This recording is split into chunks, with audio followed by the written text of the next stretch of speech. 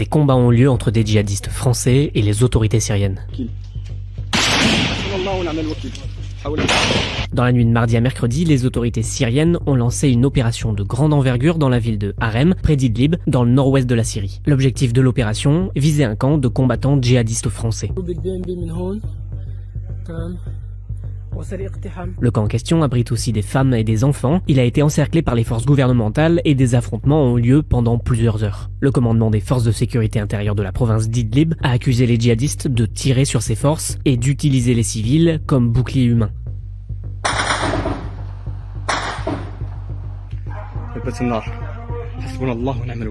Pour expliquer ce raid, les forces gouvernementales accusent en fait un franco-sénégalais, Oumar Diaby, 50 ans, de pratiquer des enlèvements de femmes et d'avoir refusé de se livrer aux autorités. Originaire de Nice, il combat en Syrie depuis 2013. En faisant de la propagande, il aurait attiré beaucoup de Français dans les rangs des djihadistes en Syrie. Mercredi après-midi, après plusieurs heures d'affrontements, des djihadistes étrangers, non français, auraient commencé à mener une médiation pour parvenir à une issue pacifique avec le gouvernement, selon l'Observatoire syrien des droits de l'homme, qui est basé à Londres. Avec l'opération du camp de Harem, le président par intérim Ahmed Al-Shara ne vise pas uniquement les djihadistes français et Oumar Diaby, mais tout un groupe de combattants qui se fait appeler le groupe des étrangers. Il est formé par beaucoup des milliers de djihadistes étrangers arrivés en Syrie pendant la guerre civile contre l'ex-président Bachar al-Assad en 2011. Pour comprendre, il faut savoir qu'Oumar Diaby a prêté allégeance par le passé au groupe HTS. Ce groupe a été fondé en 2017 par Ahmed Al-Shara, le président actuel. HTS était à l'origine affilié aux djihadistes d'Al-Qaïda et de Daesh, mais a fini par opter pour une politique moins violente dans le but de lisser son image à l'international. En 2024, c'est le groupe HTS qui renverse l'ex-président Bachar al-Assad et prend le pouvoir. Les autres groupes djihadistes de Syrie sont alors appelés à rejoindre les forces gouvernementales. Ce groupe des étrangers qui occupe le camp d'Harem fait partie de ces groupes dissidents qui critiquent la politique du nouveau président. 50 détenus calédoniens attaquent l'État français en justice, je vous explique. Insalubrité, surpopulation, manque de soins. Le recours présenté en urgence devant le tribunal administratif de Nouméa illustre les mauvaises conditions de détention des prisonniers. Au total, la principale prison de Nouvelle-Calédonie, appelée aussi Camp Est, compte 556 détenus pour 397 places. Le témoignage d'anciens détenus parle de cellules de prison de 10 à 12 mètres carrés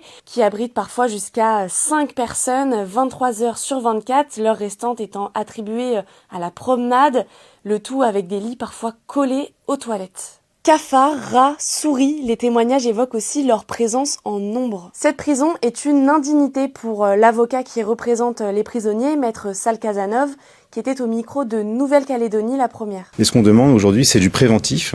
Pour éviter d'obtenir indemnisation et de demander indemnisation, surtout, on demande des actions à bref délai pour garantir le minimum de dignité à toutes ces personnes détenues. Par le passé, des recours avaient déjà été effectués par d'autres détenus, car déjà en 2011 et en 2019, la contrôleuse des lieux de privation de liberté avait déploré la violation grave des droits fondamentaux. Et le recours, il peut permettre